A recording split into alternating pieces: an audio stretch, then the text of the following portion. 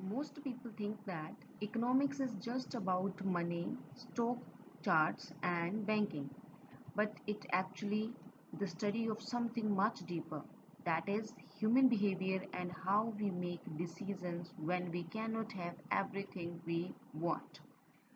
Welcome to your very first lesson in economics. We are starting with absolute foundation of the subject, that is Introduction to Economics, and I am Professor Sonia. In this particular video we will be talking about the concept of scarcity, introduction to microeconomics and macroeconomics, difference between the macro and microeconomics. And now, introduction to economics. First of all, we need to understand that why economics. तो economics एक ऐसा subject है जो सिर्फ economics के student या commerce के students को ही के लिए ही नहीं इम्पॉर्टेंट है. So this is one among the concept, this is one among the subjects जो हम डेली लाइफ में यूज़ करते हैं और हर किसी इंडिविजुअल को इसकी समझ होनी चाहिए. सो बेसिकली इकोनॉमिक्स क्यों राइज होता है? Because we are having a basic economic problem with us. तो वो इकोनॉमिक प्रॉब्लम क्या है? The problem is that the resources in the economy are limited, but those resources can be utilized for the fulfillment of unlimited wants. So we will have to make the choice कि किन particular wants को fulfill करने के लिए हम उन specific resources को utilize कर सकते हैं.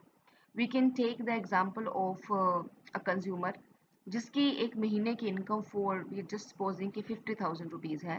वो उस 50,000 रुपीज़ की पर मंथ इनकम को बहुत सारी डिफरेंट वांट्स को पूरा करने के लिए यूज़ कर सकता है. लेकिन उसकी वांट्स तो अनलिमिटेड है, लेकिन उसका जो रिसोर्स है वो क्या है? लिमिटेड. वो अपने 50,000 उस रुपीज़ को पर मंथ में किस किस चीज़ के ऊपर उसे यूटिलाइज करना है, तो वो उसे क्या करना पड़ेगा? One will have to make the choice over there. So similarly, in the case of consumers, we are having limited resources. In the case of factories or the firms, they are also having limited resources in the form of raw material, in the form of finance, and another financial assets with them. In the case of a nation, we are having limited resources for the welfare of the people. So, what is economics as such? So, economics एक social science है. जब हम social science की बात करते हैं तो social science एक सिस्टमैटिक स्टडी होता है जिसे हम ह्यूमन सोसाइटी के बारे में स्टडी करते हैं. ठीक है.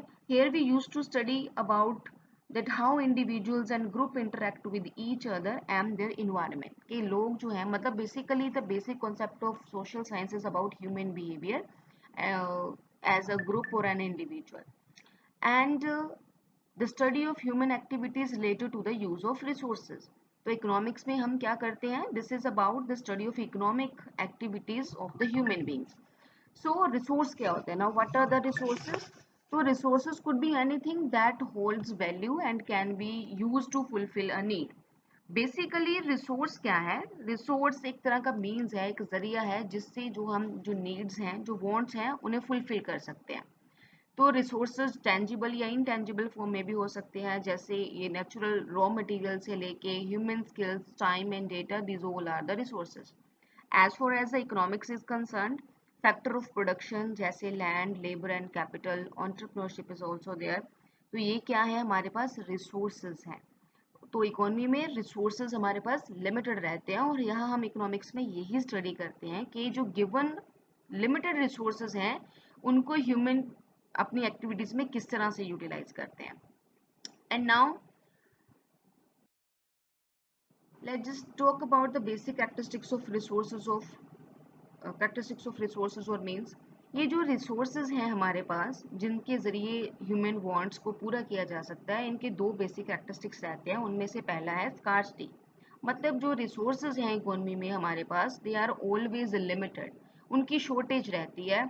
उनकी जो अवेलेबिलिटी है वो उनकी रिक्वायरमेंट से हमेशा क्या रहती है? कम रहती है. तो another one characteristic is alternative uses. मतलब जो एक रिसोर्स है हमारे पास, उस एक पर्टिकुलर रिसोर्स को मल्टीपल यूजेस के लिए यूज किया जा सकता है.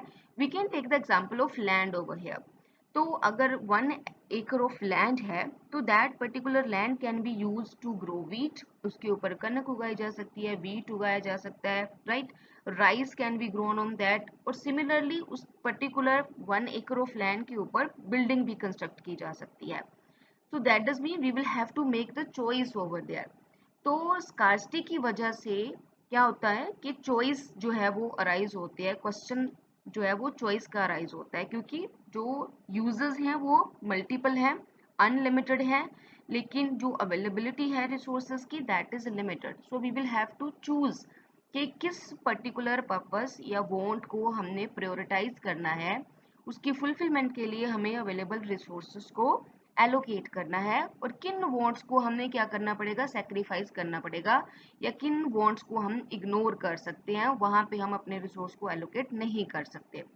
इसी पर्टिकुलर कॉन्सेप्ट से एक नया कॉन्सेप्ट इसी से ही जुड़ा हुआ है, दैट इज अपॉर्चुनिटी कॉस्ट. तो अपॉर्चुनिटी कॉस्ट का क्या मतलब होता है, ये हमें अकाउंट्स में या हम इकोनॉमिक्स में भी हम इसे पढ़ रहे हैं. तो this is the concept that is also used in accounts as well. तो अपॉर्चुनिटी कॉस्ट का क्या मतलब है, जैसे हमने अभी एग्जांपल लिया लैंड का. तो अगर एक 1 acre ऑफ लैंड को हम वीट उगाने के लिए यूज कर रहे हैं, तो हमने वहां पे दूसरे ऑल्टरनेटिव्स को गिव अप कर दिया. मतलब अगर हमारे पास सिर्फ दो ही ऑल्टरनेटिव होते, वन इज कि हम वहां पे वीट उगा सकते हैं, या फिर हम वहां पे एक पर्टिकुलर गिवन टाइम में हमें वहां पे राइस उगा सकते हैं. तो अगर हमने वहां पे वीट उगा लिया, तो हमारा नेक्स्ट बेस्ट ऑल्टरनेटिव था राइस. तो राइस से होने वाले एडवांटेज को हमने गिव अप कर दिया. So the advantage that one can take, ठीक है, by growing up the rice over there, तो वो एडवांटेज को जो हमने गिव अप कर दिया है उसे हम बोलते हैं opportunity cost. It simply means the value of the next best alternative you give up when making a choice. So whenever we will be making the choice, we will have to select one alternative and we'll have to give up the next one or the other options, right? So इसी से हमारे पास essence of economics arise होता है, मतलब हम समझ सकते हैं कि क्या है इकोनॉमिक्स, किस चीज के आसपास घूमती है. तो बेसिकली हमने पढ़ा कि जो ह्यूमन वांट्स हैं वो क्या है, अनलिमिटेड हैं, ठीक है, और उन अनलिमिटेड वांट्स को पूरा करने के लिए हमारे पास रिसोर्सेज हैं. तो वो रिसोर्सेज जो हैं वो क्या है, लिमिटेड हैं, दे आर स्कार्स. तो स्कार्सिटी की वजह से हमारे पास प्रॉब्लम ऑफ चॉइस अराइज होता है कि हमें अवेलेबल रिसोर्सेज को एलोकेट करना होगा कुछ स्पेसिफिक वांट्स की फुलफिलमेंट के लिए, राइट? तो इसी प्रॉब्लम ऑफ चॉइस के लिए जो कंज्यूमर है वो क्यों इस प्रॉब्लम ऑफ चॉइस को फेस करते हैं, क्योंकि उन्हें मैक्सिमाइज पर्सनल सेटिस्फेक्शन चाहिए. जैसे हमने एग्जांपल लिया था कि कंज्यूमर जिसकी 50,000 रुपीज की इनकम है, the one will be willing कि उसे मैक्सिमम उस 50,000 को वो इस तरह से यूज करे कि उसको वो जिन जिन गुड्स या सर्विसेज पे वो अपने उस अमाउंट को स्पेंड करे उससे उसे मैक्सिमम सेटिस्फेक्शन मिले, राइट? तो इसी तरह से प्रोड्यूसर्स हैं, वो भी चाहते हैं कि वो जो इकोनॉमिक्स डिसीजंस अपने ले रहे हैं उससे वो अपने जो इकोनॉमिक प्रॉफिट्स हैं उन्हें मैक्सिमाइज कर सके. वो इस तरह से अपने इनपुट्स को जो एलोकेट करें, सिर्फ वही गुड्स एंड सर्विसेज को प्रोड्यूस करें जिनसे उन्हें ज़्यादा प्रॉफिट होता हो, ठीक है. सोसाइटी और द नेशन इज कंसर्न, तो जो नेशन है, इकोनॉमी है टोटल, उसमें जो मैक्सिमाइज करना होता है सोशल वेलफेयर, ताकि सोशल वेलफेयर को मैक्सिमाइज किया जा सके. इसीलिए नेशनल लेवल के ऊपर ये प्रॉब्लम ऑफ चॉइस या एलोकेशन ऑफ रिसोर्सेज को हमारी गवर्नमेंट फेस करती है. तो basically we can say that कि economics is the study of how people, मतलब इंडिविजुअल, एक पर्सन हो सकता है, एक कंज्यूमर की बात कर सकते हैं हम, एक हाउस होल्ड की बात कर सकते हैं, हाउस होल्ड मतलब एक एक परिवार, एक घर की, right? businesses and the governments make choices about how to use limited resources. हर कोई अपने बेनिफिट के लिए, अपने एक पर्सपेक्ट के लिए, अपने गिवन लिमिटेड रिसोर्स को किस तरह से यूटिलाइज कर रहा है, whether it's the people, whether it's the businesses or the government. So the resources could be money, time, materials, और किस चीज के लिए हमने इन रिसोर्सेज को यूटिलाइज करना है कि हम सेटिस्फाई कर सके अनलिमिटेड वांट्स को और नीड्स को. Fine. Along with this, now we will discuss the branches of economics or the types of economics. So the types of economics basically concerned with the level of study of economic problems. इसमें हम क्या करते हैं, we will have to see कि किस level के ऊपर हम इकोनॉमिक प्रॉब्लम्स को स्टडी कर रहे हैं. वो लेवल माइक्रो लेवल हो सकता है, वो लेवल मैक्रो लेवल हो सकता है। तो जो माइक्रो वर्ड है इसका सिंपल मतलब होता है स्मॉल लेवल। तो मैक्रो जो वर्ड है वो मैक्रोस एक ग्रीक वर्ड है वहां से लिया गया और उसका मतलब होता है लार्ज। तो माइक्रो इकोनॉमिक्स के अंदर जो इकोनॉमिक प्रॉब्लम्स है, जो प्रॉब्लम ऑफ चॉइस है, जो एलोकेशन ऑफ रिसोर्सेज की स्टडी है, उसे हम इंडिविजुअल लेवल्स पे स्टडी करते हैं। मतलब यहाँ पे हम ये देख रहे होंगे कि एक पर्टिकुलर कंज्यूमर अपनी गिवन इनकम को किस तरह से कौन कौन सी गुड्स और सर्विसेज को परचेज करने के लिए यूज करता है, या एक परिवार किस तरह से गिवन रिसोर्सेज को यूटिलाइज करता है, राइट। एक बिजनेस यूनिट अपने पास अवेलेबल रिसोर्सेज को, whether it is raw material, whether it's finance, whether it's time और another resources with the business unit, कि वो उन बिजनेस रिसोर्सेज को किस तरह से यूटिलाइज कर रहा है ताकि वो अपने प्रॉफिट्स को मैक्सिमाइज कर सके, राइट। तो माइक्रो इकोनॉमिक्स स्मॉल लेवल की स्टडी है, मतलब स्मॉल स्केल इकोनॉमिक एक्शंस की स्टडी है। यहाँ पे हम स्पेसिफिक डिसीजंस या स्पेसिफिक मार्केट्स के बारे में स्टडी करते हैं। फॉर एग्जांपल यहाँ पे हम एग्जांपल ले सकते हैं कि एक पर्टिकुलर प्रोडक्ट की मार्केट में डिमांड कितनी है, ठीक है, एक स्पेसिफिक मार्केट में, राइट। और एक फर्म जो है वो जो गुड्स या सर्विसेज को प्रोड्यूस कर रही है उसकी कितनी क्वांटिटी एक फर्म जो है वो प्रोड्यूस करे, उसके लिए उसको देखना पड़ेगा कि उस पर्टिकुलर फर्म की जो मार्केट में प्रोडक्ट्स की डिमांड है वो कितनी है। उसी के हिसाब से फर्म अपने प्रोडक्ट्स का प्राइस किस तरह से डिटरमिन करे। तो अगर हम इस तरह से स्मॉल लेवल इंडिविजुअल लेवल के ऊपर स्टडी करते हैं इकोनॉमिक प्रॉब्लम्स को तो उसे हम माइक्रो इकोनॉमिक्स कहते हैं। As far as the macro economics is concern, तो यहाँ पे हम इकोनॉमिक प्रॉब्लम्स की लार्ज लेवल के ऊपर स्टडी कर रहे होते हैं। मींस जब हम इकोनॉमिक प्रॉब्लम्स को, प्रॉब्लम ऑफ चॉइस को एंटायर इकोनॉमी के लेवल के ऊपर स्टडी करते हैं rather than the individual businesses और कंज्यूमर्स। तो मैक्रो इकोनॉमिक्स में हम एग्रीगेट्स की स्टडी करते हैं। जैसे माइक्रो इकोनॉमिक्स में हम एग्जांपल ले सकते हैं कि एक कंज्यूमर है मिस्टर डी। तो मिस्टर डी जो है वो एक पर्टिकुलर प्रोडक्ट से मिल्क की कितनी डिमांड है, वो कितनी डिमांड करता है, राइट। और लेकिन यहाँ पे हम मैक्रो इकोनॉमिक्स में हम एग्रीगेट्स की डिमांड करेंगे, we will be talking about aggregates, कि पूरी इंडियन इकोनॉमी में टोटल मिल्क जो है वो उसकी कितनी डिमांड रहती है, या कोई specific product, it could be any, right, pens की कितनी डिमांड है, या कोई स्टील के कुछ प्रोडक्ट्स हैं उनकी कितनी डिमांड है ना। तो here we will be talking about aggregates कि टोटल इकोनॉमी में एग्रीगेट डिमांड कितना है। एग्रीगेट मतलब जब हम जितने भी टोटल कंज्यूमर्स हमारे पास अवेलेबल है उन सब की डिमांड को क्लब कर देंगे, ऐड कर देंगे, सम अप कर देंगे, then we will get the aggregate demand. Similarly aggregate supply कितनी है, टोटल फॉर्म्स कितनी है हमारे पास इकोनॉमी में, वो सब की जो इंडिविजुअल सप्लाई है गुड्स एंड सर्विसेज की, जब हम उसे सम अप कर देंगे then we will have aggregate supply with us. तो मैक्रो इकोनॉमिक्स एक बिग पिक्चर है। तो यहाँ पे हम जो इकोनॉमिक प्रॉब्लम्स हैं उनको लार्ज लेवल के ऊपर स्टडी कर रहे होते हैं, बेसिकली एक पूरी इकोनॉमी के लेवल के ऊपर, राइट। तो यहाँ पे कौन कौन से टॉपिक्स हम डिस्कस करते हैं मैक्रो इकोनॉमिक्स में, सच एज नेशनल इनकम, ठीक है, कि पूरे नेशन की इनकम कितनी है। इंडिविजुअल इनकम की बात करेंगे तो वो माइक्रो इकोनॉमिक कॉन्सेप्ट है। एक फर्म के प्रॉफिट्स की बात करेंगे तो वो माइक्रो इकोनॉमिक कॉन्सेप्ट है। लेकिन नेशनल इनकम की बात करेंगे, जीडीपी ग्रोस डोमेस्टिक प्रोडक्ट की बात करेंगे तो ये क्या है, मैक्रो इकोनॉमिक कॉन्सेप्ट है, ठीक है। टोटल एम्प्लॉयमेंट कितना है इकोनॉमी में, अनएम्प्लॉयमेंट कितना है, right. Wide spread price changes कितने हैं, मतलब इन्फ्लेशन है।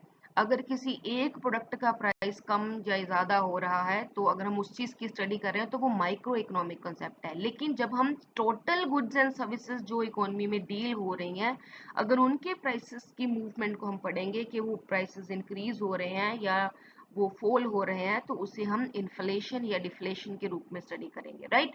देन बैलेंस ऑफ पेमेंट के बारे में हम डिस्कस करते हैं मैक्रो इकोनॉमिक कॉन्सेप्ट के अंदर। नेशनल डेट के बारे में स्टडी करते हैं। तो ये इन टॉपिक्स को हम लार्ज लेवल पर ही स्टडी कर सकते हैं। So that is about macro economics. And now let's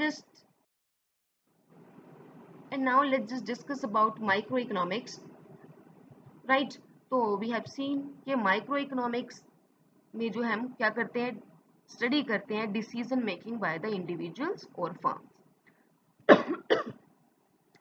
It focuses on price, supply and demand and resource allocation in specific markets. Microeconomics examines how individuals, households and the firms respond to changes in incentives. मतलब micro economics में हम ये भी study करते हैं कि अगर किसी प्रोडक्ट का प्राइस बढ़ रहा है, एक प्रोडक्ट का प्राइस में चेंजेस आ रहे हैं, तो उसके कंज्यूमर किस तरह से रिएक्ट कर रहे हैं। ठीक है, अगर इनकम किसी कंज्यूमर की इंक्रीज होगी है तो वो किस तरह से रिएक्ट करेगा, मतलब किन किन गुड्स की डिमांड को बढ़ाएगा या कम करेगा। ठीक है, इसी तरह से बाकी जो रिसोर्सेज हैं उनमें अगर चेंज आएगा तो इंडिविजुअल जो कंज्यूमर है, जो एक हाउस होल्ड है या एक फर्म जो है वो किस तरह से रिएक्ट करेगी। फाइन, जो स्कोप है माइक्रो इकोनॉमिक्स का उसके अंदर हम क्या पढ़ते हैं, we will be talking about the consumer equilibrium, मतलब हम डिमांड थ्योरी पढ़ते हैं, कार्डिनल एनालिसिस के बारे में, ऑर्डिनल एनालिसिस के बारे में। ठीक है, रिवील्ड प्रेफरेंस थ्योरी, ये कंज्यूमर इक्विलिब्रियम से जुड़े हुए कॉन्सेप्ट्स है।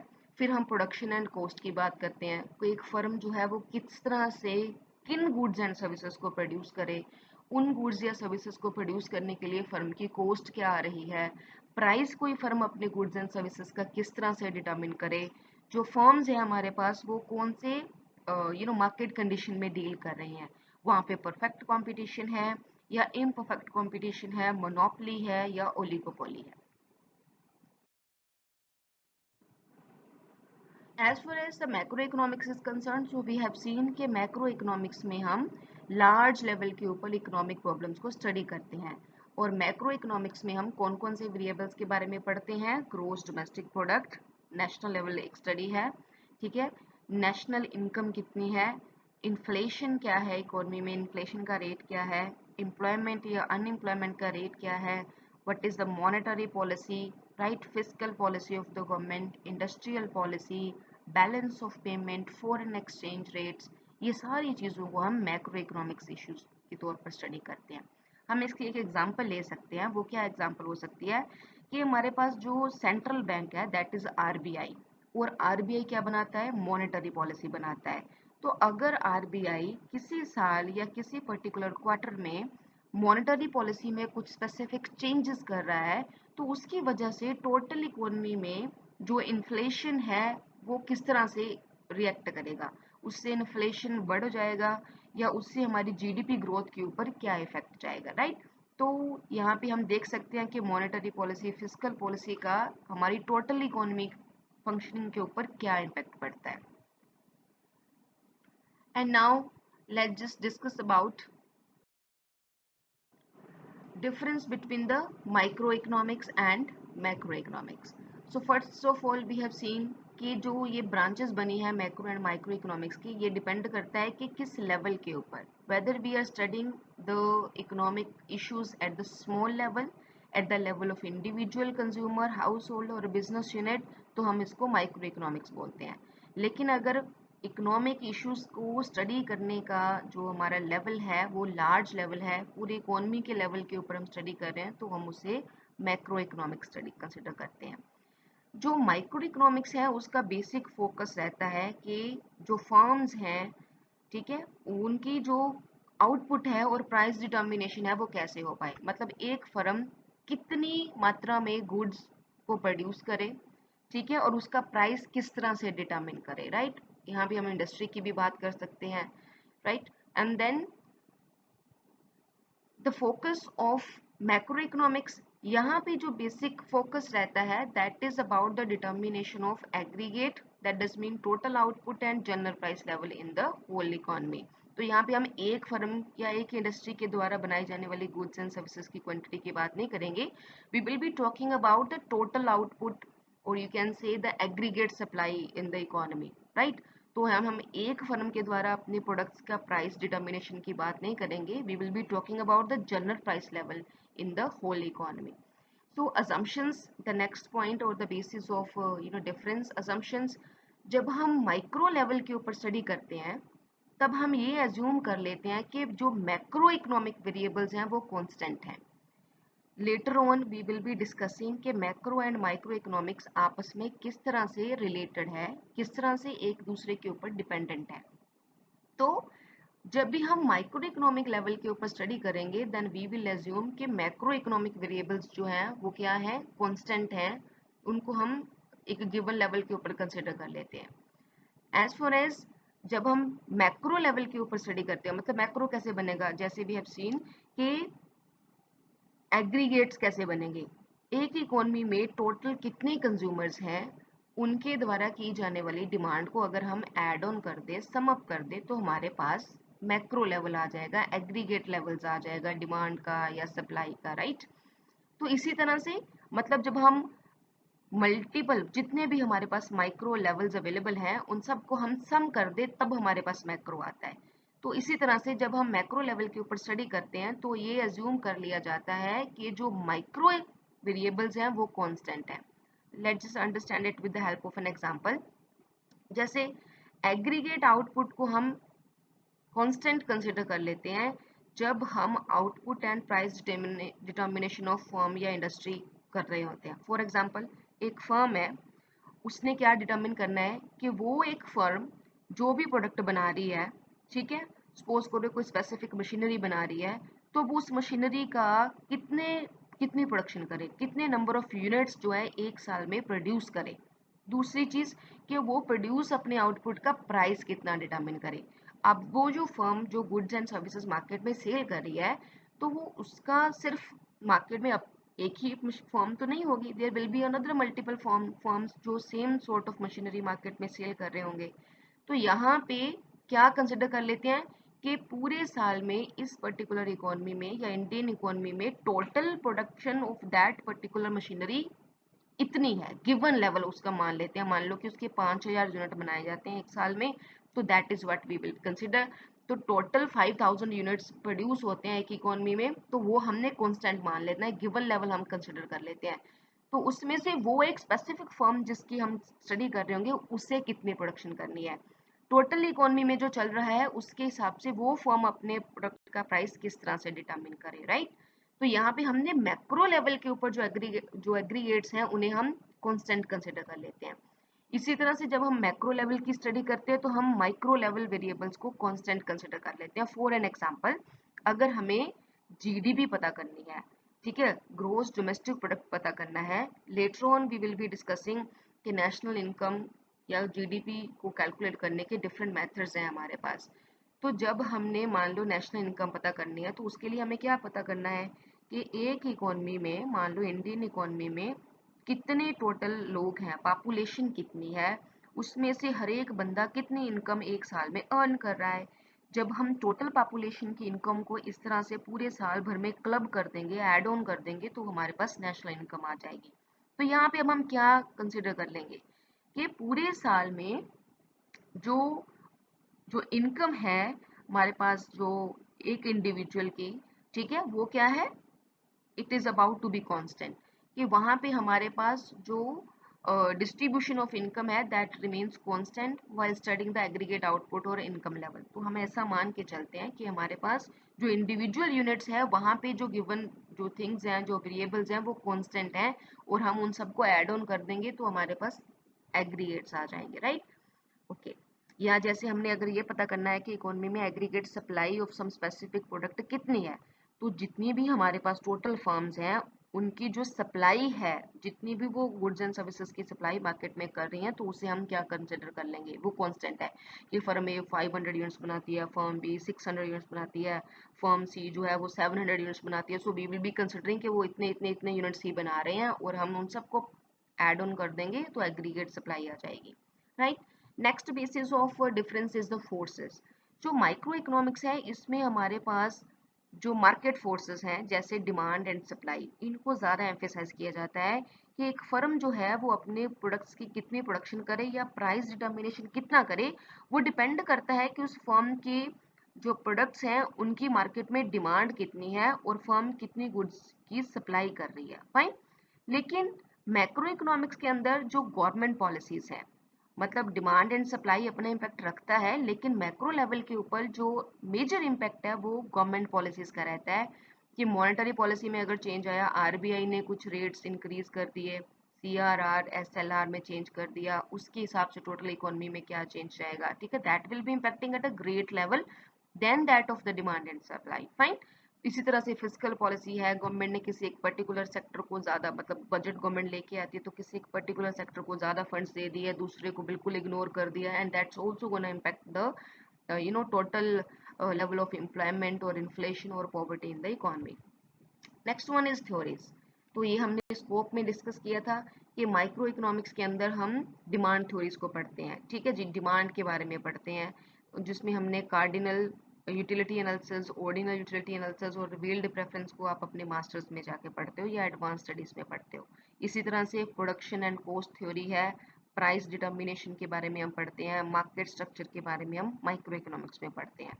लेकिन मैक्रो इकोनॉमिक्स के अंदर जो थ्योरीज हैं वो यही सारा जो हमने पॉइंट स्कोप में डिस्कस किए थे, theory of income and employment, ठीक है जी, जिसमें हम क्लासिकल और केन्सियन थ्योरी की डिस्कस करते हैं, theory of money supply and credit creation, RBI monetary policy की हमने बात की, गवर्नमेंट बजट और द फिजिकल पॉलिसी, ठीक है, बैलेंस ऑफ पेमेंट क्या है, ये सारी चीज़ें हमारे पास मैक्रो इकोनॉमिक्स में आती हैं। ओके,